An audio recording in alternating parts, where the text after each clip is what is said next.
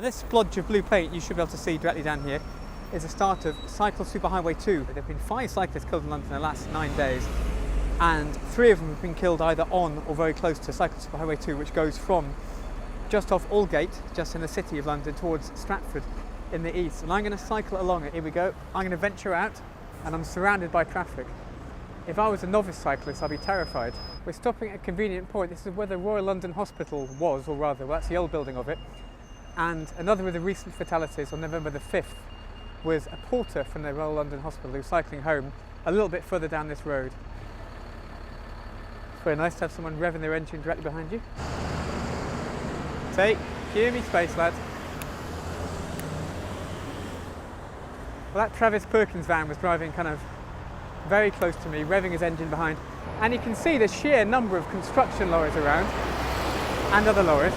And there is an argument that London's ongoing construction boom, particularly with Crossrail and things like that, is making life even more dangerous for cyclists because there's just so many lorries around. And this blue thing here with the bike symbol is called an advanced stop zone, and it's meant to let cyclists get a bit of a headway, but you get people going right up behind you, and sometimes they go right into the box. So you can see the superhighway so far is just a patch of blue paint in Barclays blue after the sponsors, and it's not really going to do anything. We're coming up to the signs of where the hospital porter was killed, fatal collision November the 5th. And of course you can argue the fact that 5 cyclists have been killed in a short space of time in London. In statistical terms, it doesn't really mean all that much. There's been 13 cyclists killed in London this year, which is about kind of average. I'll just break off to note lots of cars parked in, cars parked in the Cycle Superhighway, which makes it even more useless. I mean, look at this is ridiculous.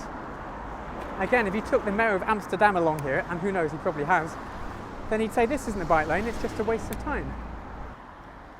Right, in a minute we're going to be getting to Bow Roundabout, which is where there have been 3 deaths in 2 years, including one earlier this week.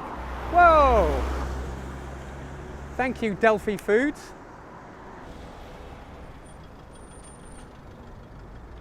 Hey mate, you're a bit close.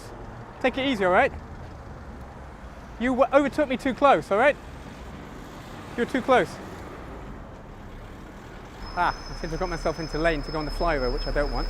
So this is a giant, I would imagine, 70s vintage flyover, which gets a lot of construction traffic, see there, because it goes down towards the Blackwall Tunnel, then goes out east towards Chelmsford and goes to Docklands.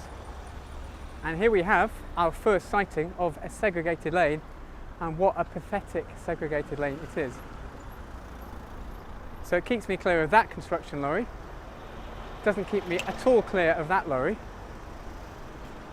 There's a cyclist traffic lights, which I don't really understand.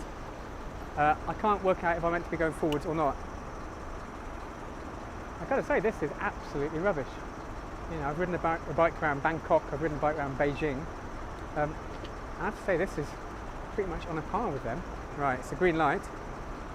You shouldn't normally go down the inside of a lorry for obvious safety reasons, but I'm not lulled into a false sense of security by the lane. I just know the traffic isn't going anywhere. Right, well, this is brilliant.